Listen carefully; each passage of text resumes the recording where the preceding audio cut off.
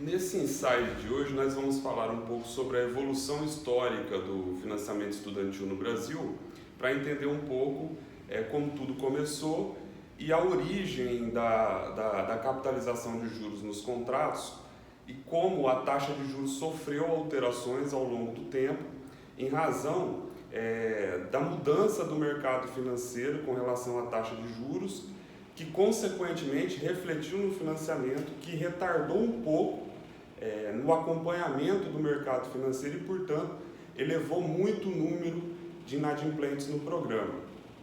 Eu também fiz o financiamento estudantil, eu participei da primeira leva, portanto, de estudantes que participou. O FIES ele começou em 99, a gente vai ver um pouquinho aqui como tudo começou, e eu assinei em 2001.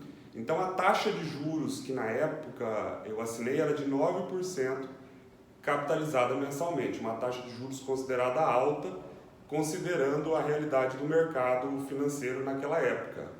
Como a gente vem falando, o FIES ele é o sucessor do antigo CREDUC, o crédito educativo. O crédito educativo no Brasil ele começou lá em 1975, foi quando tudo começou, ou seja, a criação de um programa que serviria para beneficiar estudantes que não tinham condições financeiras de ingressar no ensino superior, visando, portanto, a ampliação do conhecimento e a inserção dessas pessoas no mercado de trabalho através da sua qualificação superior e profissional.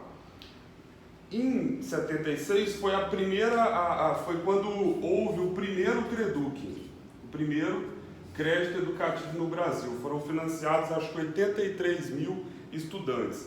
Depois, com a Constituição da República em 1988 e o artigo 205, que é a chamada Constituição Cidadã, que implementou, portanto, a universalização de vários direitos fundamentais através do artigo 5º, e no artigo 205 pressupõe a universalização do acesso à educação superior. Com a Constituição de 1988, passou-se então a criar mecanismo de melhorar o acesso de pessoas insuficientes e hipossuficientes ao ensino superior. Foi quando, em 1992, efetivamente houve uma lei, a Lei 8.436, que regulamentou o que já teria sido criado anteriormente e destinou 30% da renda líquida da Loteria Federal que não eram contemplados, prêmios que não eram contemplados, seriam destinados, portanto, ao financiamento estudantil. Portanto, só em 99 que houve, através da Lei 10.260, a implementação do Fundo de Financiamento Estudantil, que é o FIES, que a gente conhece hoje. Os juros nesses contratos, portanto, seguiram a lógica da inadimplência dentro do fundo, ou seja, o CREDUC teve um índice de inadimplência muito alto, não existia a figura do fiador, muita gente que financiou aqui teve dificuldade de pagar, porque aqui também, no CREDUC, teria origem a matemática financeira na teoria francesa de juros, na qual há a capitalização de juros no saldo devedor contratual. Tem muita gente que pergunta, eu assinei o contrato em épocas diferentes, né? Assinei em 99, em 2001, em 2004, qual seria? Aí fica aquela dúvida, né? Será que eu paguei juro a mais? Como que a gente identifica se houve majoração do saldo devedor através dessa metodologia de cálculo abusiva com escopo no anatocismo? Como eu estava dizendo, o CREDUC lá atrás, que começou efetivamente em 1992, através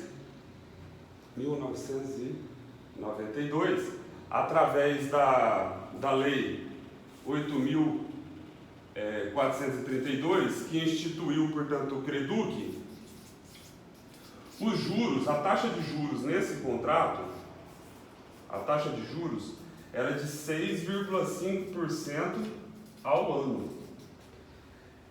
Dentro desses contratos também tinha por origem a metodologia de juro composto, a chamada tabela Price. Tabela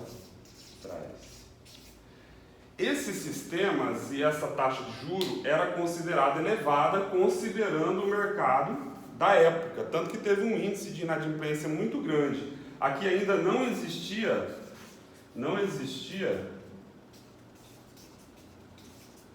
o fiador. Tanto que houve diante da inadimplência nessa modalidade de financiamento, houve a anistia desses saldos devedores posteriormente, em razão da falta de ter como cobrar essas pessoas que estavam com o contrato assinado nessa época. Você vê que a origem da inadimplência, portanto, nessa modalidade de contrato, sem dúvida, foi a taxa de juros elevada, com capitalização mensal, através da tabela Price, e isso provocou, sem dúvida, o desequilíbrio contratual que reflete até hoje nos contratos de financiamento estudantil. Lá em 1999, iniciou o FIES. O sucessor do Credux, portanto, o financiamento estudantil, ele pegou pontos do contrato antigo que já deveriam ter sido afastados. Por exemplo, a capitalização mensal de juros, adotada no contrato anterior, que foi também colocada no contrato de financiamento estudantil. No FIES, em 99, a taxa de juros era de 9%, com capitalização mensal. A capitalização mensal aqui fica de 0,72,73% ao mês. Essa prática aumenta o saldo devedor cerca de 30% ao final, em razão da progressão de juro composto. Isso tem origem, a composição de juros aqui, no sistema de amortização chamado tabela, que a gente viu anteriormente, tabela Price, que é um sistema muito abusivo, considerando que tem origem no juro compostos.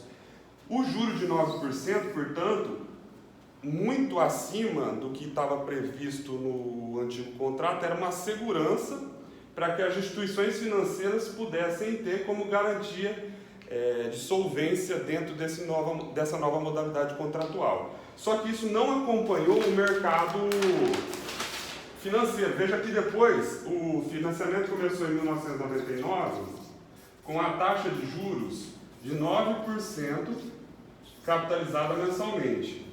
Em 2006,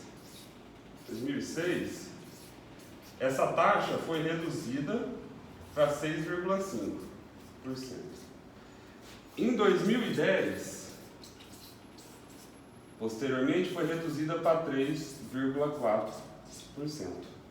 Então veja, quem assinou o contrato até aqui, até hoje, tem saldo devedor. Como que eu sei isso? Acompanhando a própria lógica do contrato, como é um contrato muito longo, você vê que a taxa de juros sofreu consequência porque dentro dessa modalidade contratual não havia como os estudantes ter como adimplir um financiamento com taxa de juros acima da inflação. Tanto que a Caixa Econômica, quando vai remunerar o FGTS, nessa época, ela remunerava com 3% mais TR, que dava 6%. Então os estudantes pagavam 9%. Daí a origem da inadimplência nesse tipo de contrato. Outra prática comum que eleva, portanto, o saldo devedor, de 99 até 2010, depois eu vou explicar aqui para frente, porque aqui também não escapa, de 2010 e 2017, pressupõe a mesma lógica, no entanto, com a redução da taxa de juros, né? Então veja, quem assinou de 99 a 2006 pagou muito mais do que deveria pagar. Quem assinou de 2006 até 2010 também pagou a mais em razão da taxa de juros e da capitalização mensal de juros. E quem pagou de 2010 para frente, além em que pese a taxa de juros reduzida, houve ainda a aplicação da tabela Price e da capitalização mensal de juros. Portanto, todos os contratos fomentados no âmbito do FIES desde 99 até 2017 pressupõem a capitalização ilegal de juros. Um ponto a ser observado é a redução da taxa de juros ao longo do tempo, considerando o mercado financeiro de capitais que sofreu alterações e o FIES retardou a redução dessa taxa de juros, tanto que elevou o número de inadimplentes dentro do programa.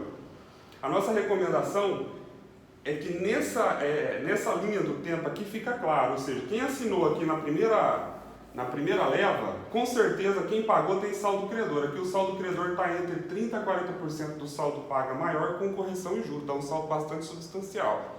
No nosso site você vai encontrar também informações sobre a restituição desses capitais e a metodologia de cálculo. Quem quiser saber mais até sobre isso, envia um e-mail para advocaciasaulorodrigues@gmail.com para estar recebendo aí o cálculo do seu financiamento, considerando a elevação da taxa de juros, a diminuição ao longo do tempo, e a aplicação retroativa da taxa de juros de 3,4%, igual eu estava falando, gente, estava esquecendo. Essa taxa de juros aqui, ó, quem assinou de 1999 até 2010, pagou mais, até 2010. Aqui é 9% capitalizada ao mês. Depois houve uma resolução do Banco Central aqui, a resolução 3.842, que reduziu a taxa de juros para 3,4% e mandou aplicar retroativamente a todos os contratos com saldo devedor. No entanto, a instituição financeira só limitou essa redução de 2010 para frente. Ou seja, quem está para cá pagou 9%, quem está para lá 3,4%. Só que a lei manda aplicar a mesma taxa para cá também, retroativamente, em que pese haver saldo credor, com a restituição de eventual saldo credor. A Caixa, no entanto, só tem aplicado daqui para frente.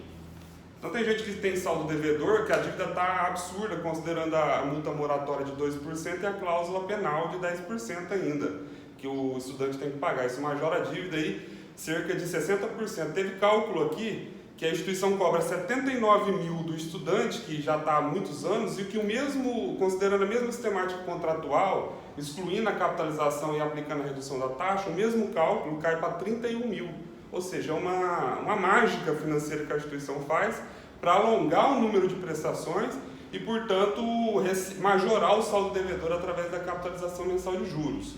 Então, a recomendação é que o contrato gerado anteriormente pagou mais, sem dúvida, porque o FIES demorou para acompanhar o mercado financeiro, que veio reduzindo as taxas de juros em razão do alto índice de inflação, só que no FIES demorou muito. E quando houve a redução, aplicou só dali para frente, a Caixa não aplicou para os estudantes antigos. Tanto que quem pagou lá atrás, com certeza tem saldo credor, ou tem direito à redução dessa dívida, porque certamente encontrou dificuldade para pagar em razão dessa metodologia. Então, volto a dizer, quem tiver vontade, curiosidade para saber mais sobre essas metodologias de cálculo, sobre essas premissas contratuais, envia o contrato e a chamada memória de cálculo do contrato, que é o documento onde tem ali a evolução histórica do saldo devedor contratual, contendo lá, era liberado a cada aditamento, tendo todos os valores que foram liberados pelo MEC para a instituição de ensino, para a gente estar recalculando a dívida e te apresentando aí o saldo correto que você deveria pagar. Então, enfatizo mais uma vez que, nesse tipo de contrato, quanto mais tarde você assinou, mais lá atrás, nas primeiras modalidades, você pagou um juro mais alto.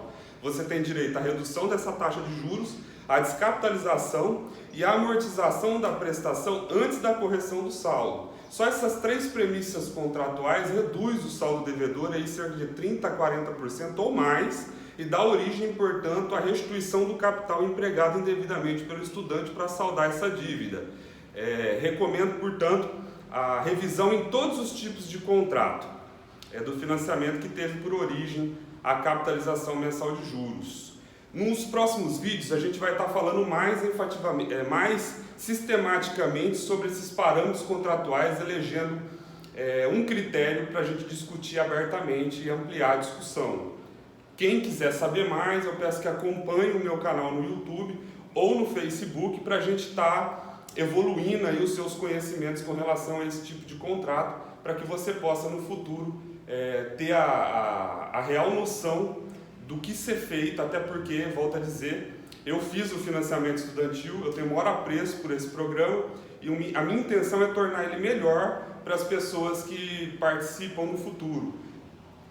O financiamento foi ótimo para mim, eu só estou aqui por conta disso, então não é a minha intenção minar ideias contrárias ao programa. Pelo contrário, eu quero melhorar a lei, como já melhoramos em vários outros temas. O escritório trabalha há 10 anos nesse tipo de ações.